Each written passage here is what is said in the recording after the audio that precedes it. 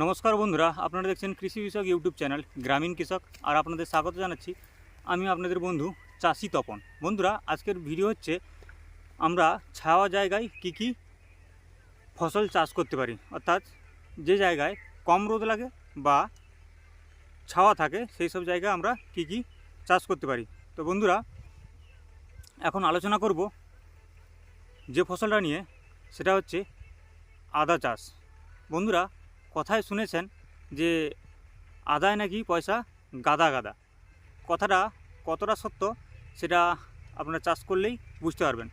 তো বন্ধুরা, যদি আমরা আদা চাষ করতে চাই ছাওয়া জায়গায়, তাহলে আমরা মাটি কেমনভাবে তৈরি করব, সার ব্যবস্থাপনা কী হবে, বীজ পরিশোধন কী হবে, এবং আমরা কীভাবে এটাকে রোপণ করব এবং তার পরবর্তী কী পরিচর্যা গ্রহণ করব সেটা নিয়ে। তো প্রথমে আমরা দেখে নেব মাটি কীভাবে তৈরি করতে হয়। তো বন্ধুরা, দেখাই আপনাদের মাটি কীভাবে তৈরি করতে হয়। বন্ধুরা, আপনারা দেখতে পাচ্ছেন এই যে রো করা আছে, প্রত্যেকটা রোয়ে কিন্তু আমরা আদা লাগাবো। তো বন্ধুরা, এটা দেখতে পাচ্ছেন আমার কুলের কুল গাছের, অর্থাৎ যে কুলটা ভারত সুন্দরী কুল নামে পরিচিত, সেই কুলটা কিন্তু আমি এখানে চাষ করেছি। আর দুটো কুল গাছের মাঝখানে যে ফাঁকা জায়গা, সেই ফাঁকা জায়গায় কিন্তু আমি এই আদা চাষটা করব।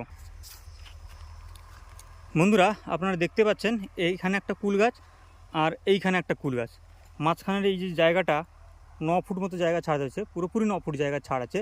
তো এই 9 ফুট জায়গার মধ্যে কিন্তু আমি মাঝখানের 6 ফুট জায়গাটা বা 5 ফুট জায়গাটা কিন্তু আমি আদা লাগাবো। তো বন্ধুরা, দেখতে পাচ্ছেন প্রত্যেক কুল গাছের মাঝখানে যে ফাঁকা থাকে, সেই ফাঁকা অংশ বরাবর কিন্তু আমি আদা লাগাচ্ছি। তো প্রথমে বন্ধুরা, মাটিটা কেমনভাবে তৈরি করবেন। তো দেখতে পাচ্ছেন বন্ধুরা, মাটিটা এভাবে উঁচু করে নেবেন ভেলি আকারে এবং বেড আকারে, এবং মাটিটা যেন ঝুরঝুরে হয়ে থাকে। তো বন্ধুরা, আপনাদের দেখাই এই মাটিটা, দেখুন কেমন ঝুরঝুরে হয়ে আছে মাটিটা। এই রকম ঝুরঝুরে মাটি কিন্তু আপনাদের করতে হবে।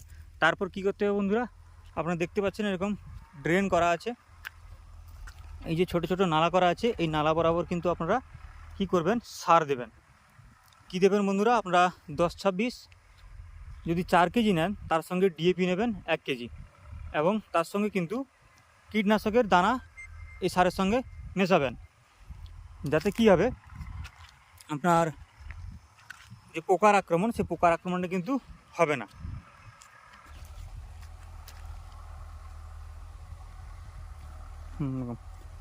তো বন্ধুরা, আপনারা এইভাবে নালা কাটিয়ে নেওয়ার পর এই নালা বরাবর কিন্তু আপনারা যে সারটার কথা বললাম, 10-26 4 কেজির সঙ্গে 1 কেজি ডিএপি প্রয়োগ করবেন, এবং তার সঙ্গে 500 গ্রাম কার্বোফিউরানের দানা বা যে কোনো কীটনাশকের দানা, সেখানে ফিপ্রোনিলও ব্যবহার করতে পারেন, বা কার্বোফিউরানের দানা বা ক্লোরোফাইরিফসের দানাও কিন্তু আপনারা ব্যবহার করতে পারেন। তো বন্ধুরা, এইভাবে আপনারা কিন্তু এই দেখছেন সারগুলো দিচ্ছি আমরা, এভাবে কিন্তু আপনারা সার দিয়ে দেবেন, এবং এই সারগুলো দেওয়ার ঠিক ওপরেই কিন্তু আপনারা জৈব সার প্রয়োগ করে দেবেন।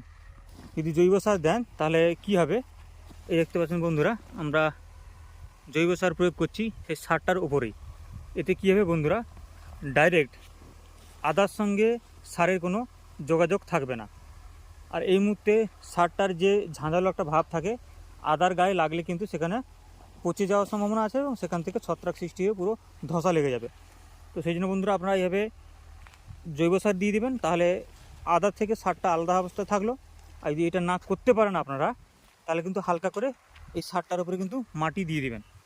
মাটি দিয়ে দিলে কী হবে, আপনার সারের সঙ্গে যে আদার কানেকশানটা সেটা কিন্তু আর থাকবে না।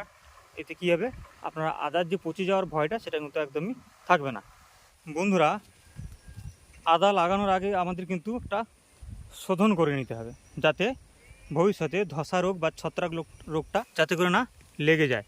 তো তার জন্য বন্ধুরা, আমাদের কি করতে হবে, আমি এখানে কি করেছি, এই গামলাতে জল নিয়েছি, এবং এখানে আমি দিয়েছি কি, দেখতে পাচ্ছেন ইউপিএল কোম্পানির সাফিলাইজার। এই সাফিলাইজারের মধ্যে রয়েছে ম্যানকোজেব এবং কার্বেন্ডাজিম। তো দেখতে পাচ্ছেন বন্ধুরা, এই যে এখানে রয়েছে কার্বেন্ডাজিম 12% এবং ম্যানকোজেব রয়েছে 63% WP ফর্মে।